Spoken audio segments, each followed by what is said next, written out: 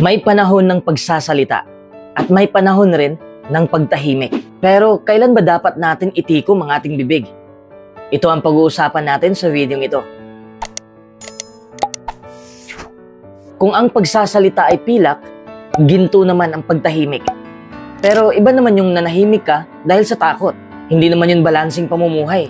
Kasi may mga panahon din naman na kailangan nating magsalita. Ang matuwid ay matapang na parang leon. At ang pananatiling tahimik dahil sa kahihiyan o dahil sa pagkatakot ay hindi karunungan.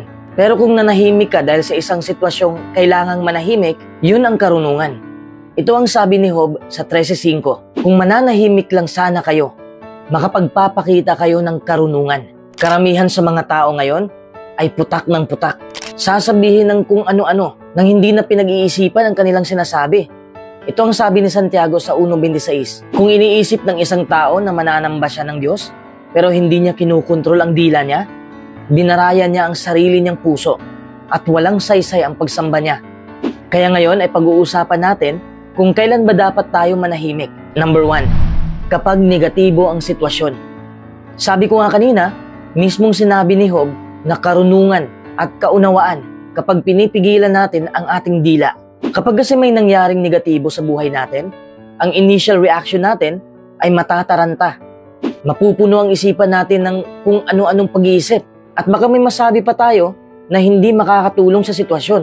Ang may papayo ko sa'yo ay tumahimik ka para kumalma ang isipan mo. Remind yourself that it's just another day. Allow yourself to feel bad.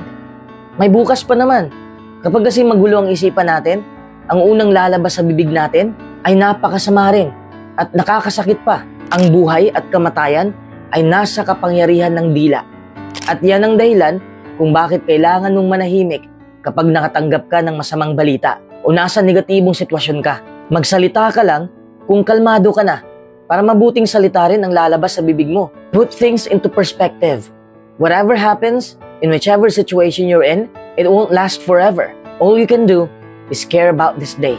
Hindi ka kakalma kung palagi mong iniisip ang magiging resulta nito sa hinaharap. Iniisip mo palagi ang mga bagay na hindi mo kontrolado. Naaalala mo pa ba noong nag-overreact ka sa isang tao o naiirita ka sa taong yon dahil may nangyaring negatibo sa araw mo? Lahat tayo ay guilty dyan. Kaya napakahalagang matutunan nating tumahimik kapag pangit ang araw natin. Palipasin natin to. Kumalma lang tayo. Manalangin tayo sa Diyos at humingi tayo ng gabay sa Kanya. Ito ang nakasulat sa awit 141 verse 3. Maglagay ka ng bantay sa bibig ko, O Diyos, bantayan mo ang pinto ng mga labi ko. Hindi ba't napakaganda kung may Diyos na nagbabantay sa bibig natin? Number 2, kapag galit ka. Napakaganda ng nakasulat sa Kawikaan 10:19. Sa chapter 11 verse 12. Kapag maraming sinasabi, hindi maiiwasang magkamali. Pero ang nagpipigil ng kanyang dila ay matalino. Ang taong may malawak na kaunawaan ay nananatiling tahimik. Isaalang-alang kung paano ipinakita ni Jesus ang karunungan at kaunawaan sa pamamagitan ng pananahimik. Yamang alam ni Jesus na mawawalan ng saysay ang anumang sasabihin niya sa kanyang mga kaaway, si Jesus ay nanatiling tahimik. Nang litisin si Jesus sa harap ni Pilato, hindi siya sumagot. Minabuti niya na ang kanyang reputasyon ang magsilbing sagot sa mga ipinaparatang sa kanya. Nang inaakusahan siya ng mga punong saserdote at matatandang lalaki, hindi siya kumibo. Wala siyang isinagot kahit isang salita. Dapat pagsikapan nating tularan ang ginawa ni Jesus. Pero hindi naman natin masisisi ang sarili natin na mag-react, lalo na kapag may nagpo-provoke sa atin. Lagi tayong magre-rebat. Marami tayong gustong sabihin para masaktan din ang taong nananakit sa atin. Di ba? Kapag nasa maigting na sitwasyon, maaari tayong makapagsalita ng hindi pinag-iisipan. Sa gayon, baka makapagbitiw tayo ng masasakit na salita na pagsisisihan natin sa dakong huli at mawala ang ating peace of mind. Pero ito pala ang pagkakataon na kailangan nating manahimik.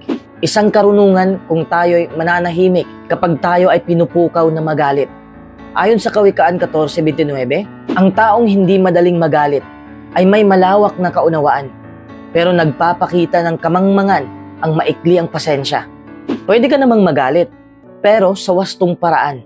I mean, be strategic with your negative emotions. Huwag mong hayaan na itulak ka ni Satanas sa madilim na sitwasyon. Gusto kasi niyang magalit ka ng gusto para mawala ang pag-ibig mo sa kapwa. At yun pa naman ang utos ng Diyos na mahalin ang ating kapwa. Number 3, kapag inakusahan ka. Totoo na ang payo na ito ay napakahirap gawin.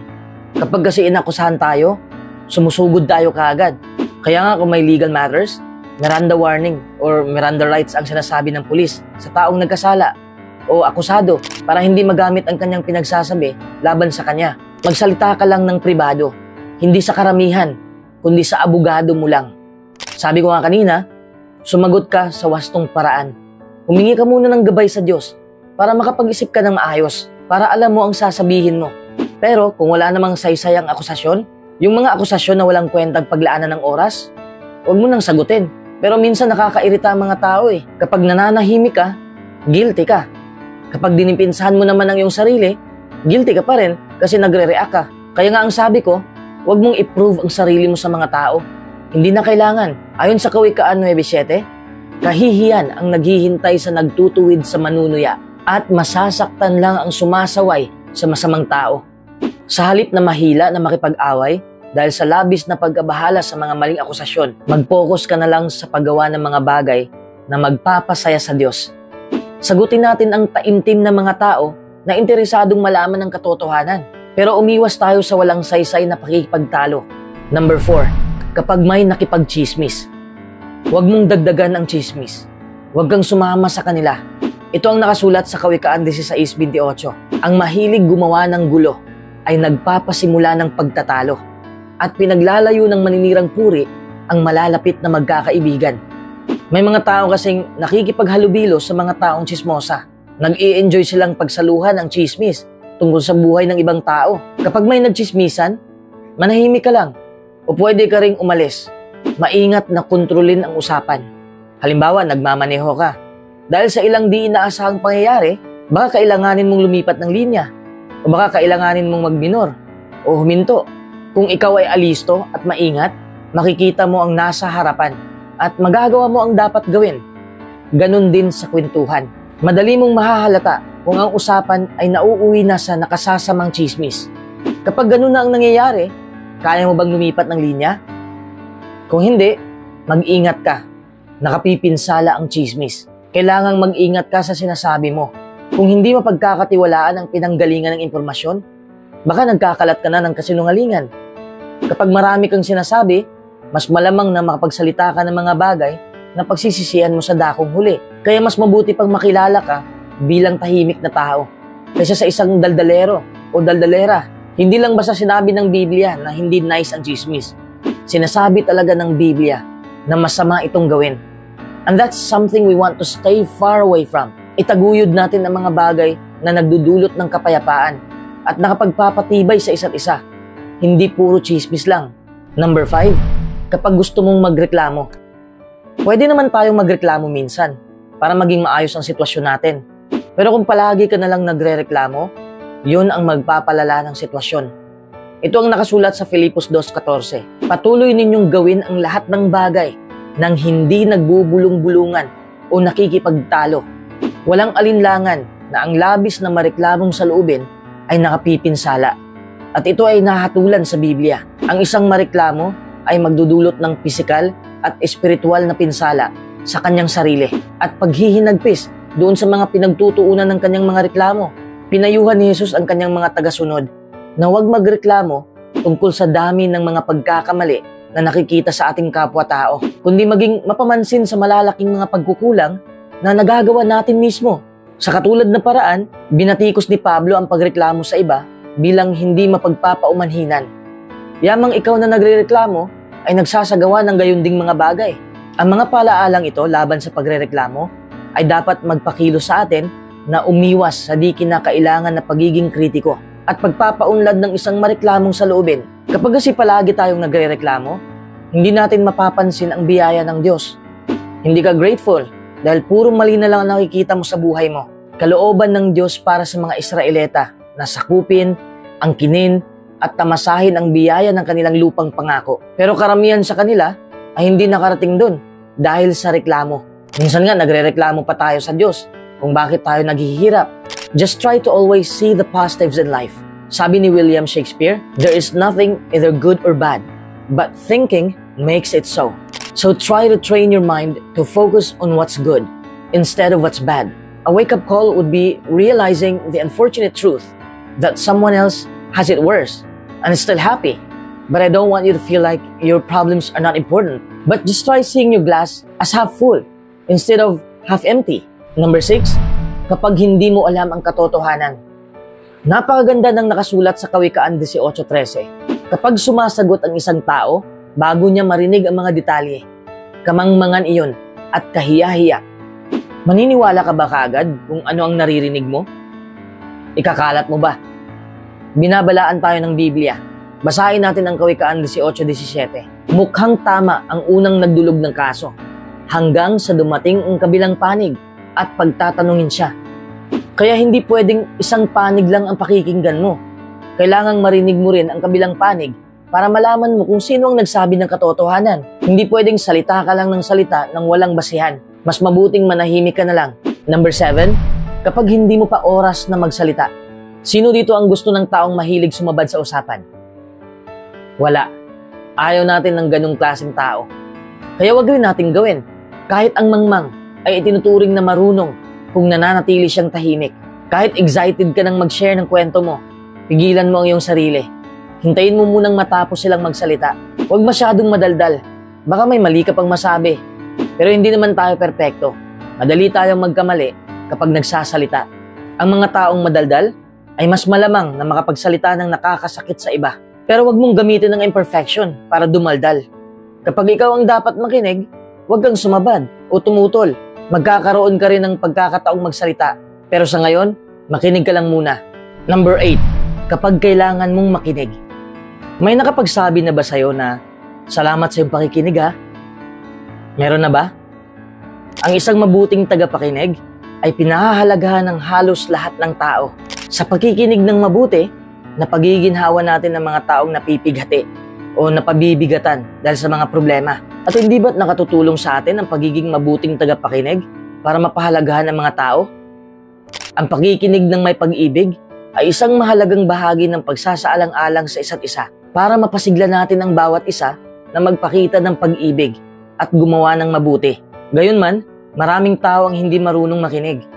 Mahilig silang magpayo kahit wala namang nanghihingi ng payo. Mahilig silang maglahad ng kanilang sariling karanasan o magsabi ng kanilang mga pangmalas sa halip na makinig sa naisabihin ng iba. Talagang isang sining ang pakikinig. Isa itong sining na maaaring matutuhan sa pamamagitan ng pagsisikap at disiplina. Tiyak na isa itong kasanayan na mahalagang matutuhan. Ang pakikinig na mabuti kapag nagsasalita ang iba ay isang kapahayagan ng ating pag-ibig. Nagdudulot din ito ng kaligayahan sa atin. Kung gayon, isang ang katalinuhan na linangin ang sining ng pakikinig ng may pag-ibig. Hindi maikakaila ang kabutihang dulot ng katahimikan. Nagbibigay ito ng pagkakataon para masuri natin ang ating sarili. Ang pagsuri sa ating sarili ay isang mainam na paraan para mapasulong ang ating pagkatao. Nagdudulot din ito ng kapayapaan ng isip. Nakatutulong ang pagbubulay-bulay para malinang natin ang kahinhinan at kapakumbabaan at mapahalagahan kung ano talaga ang halaga sa buhay.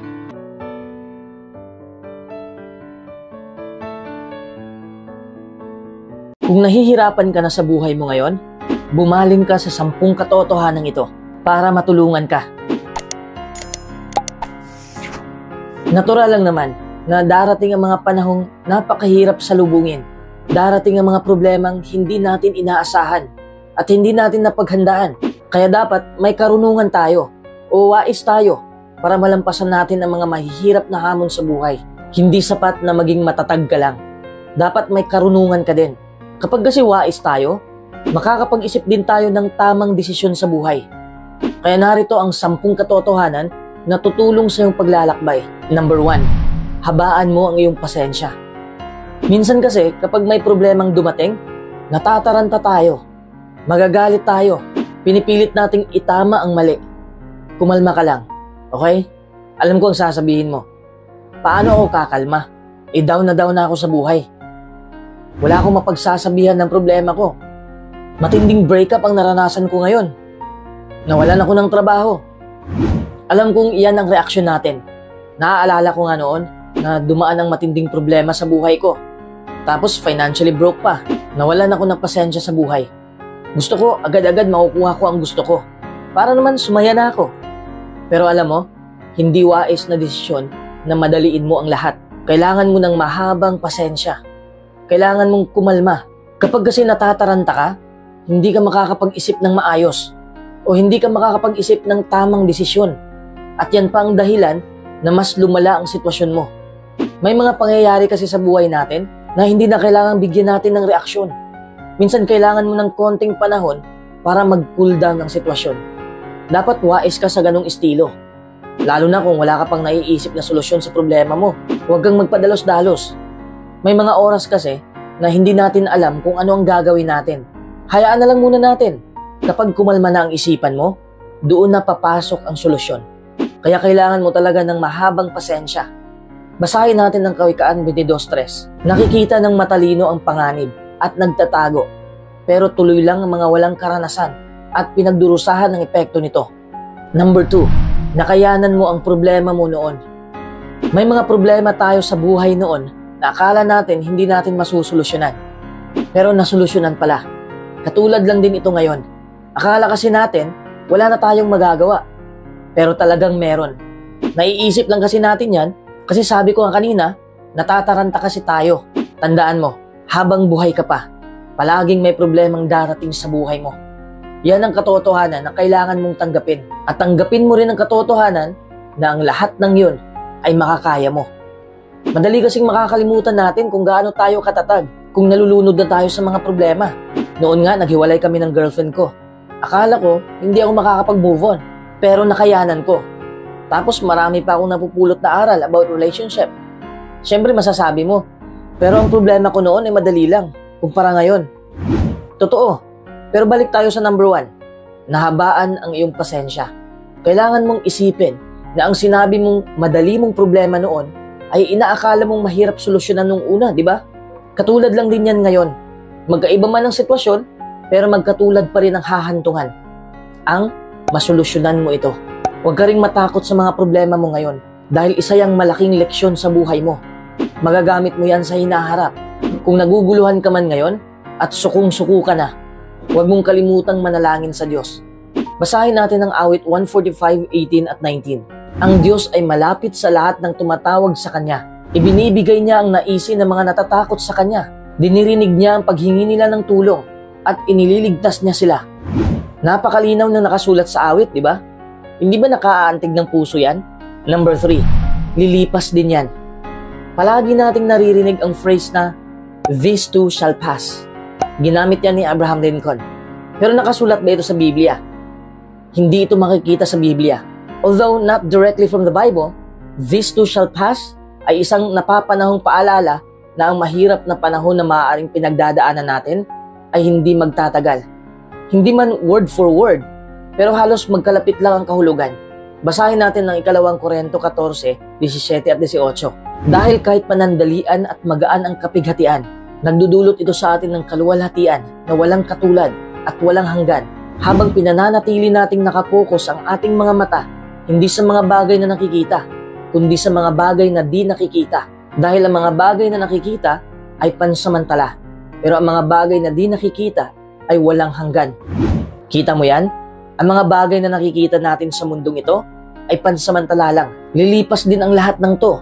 Pati na mga mahihirap na sitwasyon. Ang buhay natin ay parang gulong. Minsan nasa itaas, minsan nasa ilalim. Ang mga nasa itaas, pwedeng babalik sa ilalim.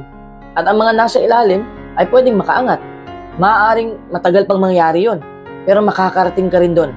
Number 4, merong solusyon sa problema mo. Minsan kasi, hindi tayo makakapag-isip ng solusyon dahil blanko ang utak natin. Pero totoo na ang bawat problema ay may solusyon. Pero tandaan mo ang dalawang ito.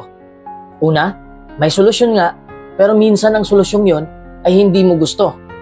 Nagets mo ba ang punto ko? Halimbawa na lang natin sa nakaraan ko. May girlfriend kasi ako noon, isa siyang Muslim. Ang solusyon para magkatuluyan kami ay dapat mag-convert ako. Which is, hindi ko gusto ang solusyon na yon. Pero kahit hindi ko gusto ang solusyon na yon, ginawa ko pa rin para makamove on na kami. Ang punto ko lang, minsan may mga solusyon na hindi natin gustong gawin.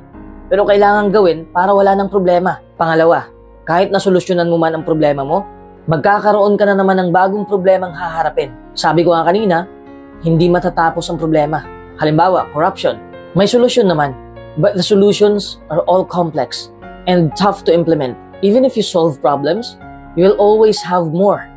Tandaan mo rin na walang perpektong solusyon. Minsan ang solusyon ay siya pang dahilan upang manganak ang problema. We're always going to be stuck in problem solvings. But if we didn't have any problems to solve, life wouldn't be worth living. Number 5, hindi ka nag-iisa. Akala mo lang nag-iisa ka kasi hindi ka humingi ng tulong. Sinusolo mo lang ang lahat ng problema. Sigurado naman ako na may tutulong sa'yo kung magsabi ka lang na problematika. May mga kaibigan ka naman, di ba? May pamilya ka. Pero paano kung wala kang masasandalan? Meron pa rin. Ang Diyos ang masasandalan mo. Basahin natin ng Isaiah 41:10. Huwag kang matakot dahil kasama mo ako. Huwag kang mag-alala dahil ako ang Diyos mo. Papatibayin kita. Oo, tutulungan kita. Talagang aalalayan kita. Tinitiyak ng Diyos na susuportahan ka niya anumang problema ang dumating sa buhay mo. Kaya hindi ka nag-iisa. Nakikita niya ang mga pinagdaraanan mo at nakikinig siya sa mga panalangin mo. Tinutulungan ng Diyos ang mga mananamba niya na maging panatag. Ipinapaalala niya sa atin na siya ang Diyos natin at itinuturing niya tayong mga lingkod niya. Kaya makakatiyak tayo na anuman ang mangyari, kikilos ang Diyos para sa atin. Ginagamit ng Diyos ang kanyang salita, ang Biblia, para palakasin at tulungan tayo. Halimbawa, may praktikal na payo na mababasa sa salita ng Diyos para sa mga may pinagdaraan ng problema, gaya ng kahirapan, sakit, o pagkamatay ng mahal sa buhay. Pwede rin gamitin ng Diyos ang kanyang banal na espiritu para tulungan tayo na makapag-isip ng malinaw at hindi malunod sa problema. Number 6, huwag maging magaspang sa sarili mo. Huwag kang magalit sa sarili mo. Huwag mong sisihin ang sarili mo. Kung may mali ka mang nagawa, tanggapin mo ng maayos. You should stop being so hard on yourself dahil maaari itong makapinsala sa iyong pisikal at mental na kalusugan. Kaya inirerekomenda ko sa iyo na gumawa ka ng mga bagay na nakakapagpakalma ng kalooban mo. Kung negatibo ang sitwasyon mo, hindi ko alam kung ilang taon ka na. Ngunit kailangan mong alamin ang positibo at kapaki-pakinabang mong katangian upang magamit mo ito para gumaan ang iyong pakiramdam. Katulad ko noon, wala akong kumpiyansa sa sarili ko.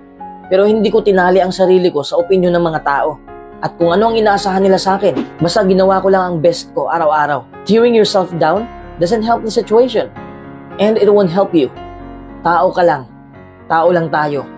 Magkakamali tayo ng paulit-ulit. Ganyan ang buhay eh. May mga pagkakamali mang hindi na maayos, pero malampasan mo pa rin. At may matutunan ka sa mga pagkakamali mo. Number 7, napaka-importanting alagaan mo ang iyong sarili. Lalo na sa panahong lugmok ka sa kahirapan. Dapat mong yakapin ang sarili mo sa mga panahong yon. Sarili mo ang kakampi mo sa bawat laban. Kailangan mong alagaan ang sarili mo. Paano mo ba inalagaan ang partner mo? Ganon din dapat ang pag-alaga mo sa sarili mo.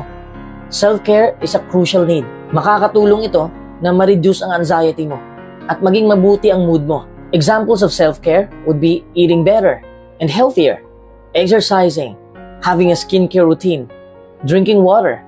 Basically, treating yourself to what is right for your body and mind. It's all about loving yourself. Number 8, mag-focus ka sa ngayon.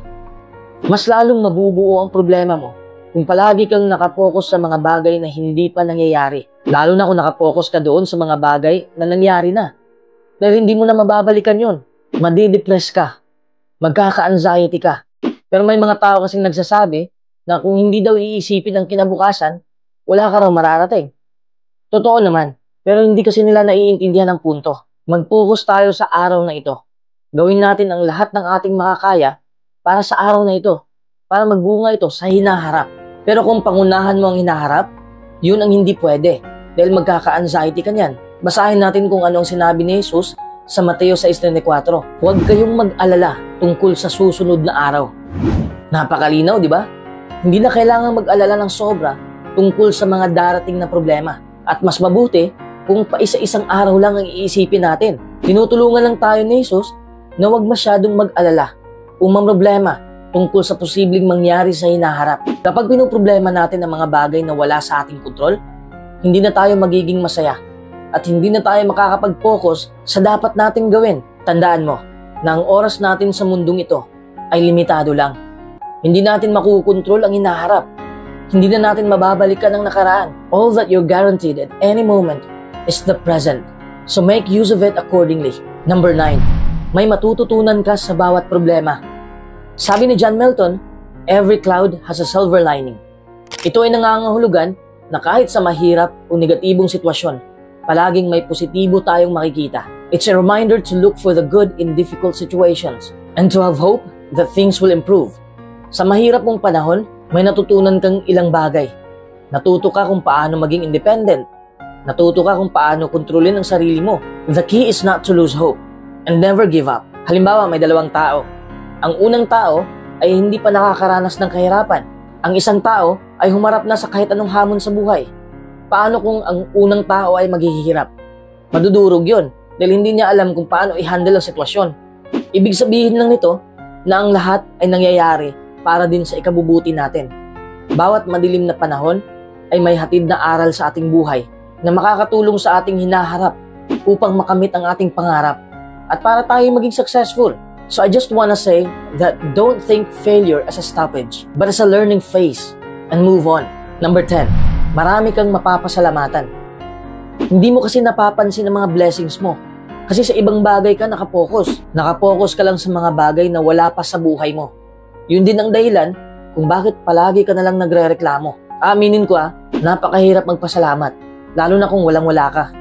Wala ka talagang ibang makikita, kundi ang mga bagay na wala sa'yo. Bilang tao, madali tayong naapektuhan ng negatibo. Pero hindi imposible na maging grateful. Kasi ang ginagawa ko, every morning, as soon as I wake up, iniisip ko ang 3 bagay na dapat kong pasalamatan. Buhay pa ako. May trabaho pa ako. Magkakapera pa ako. Dahil may trabaho ako.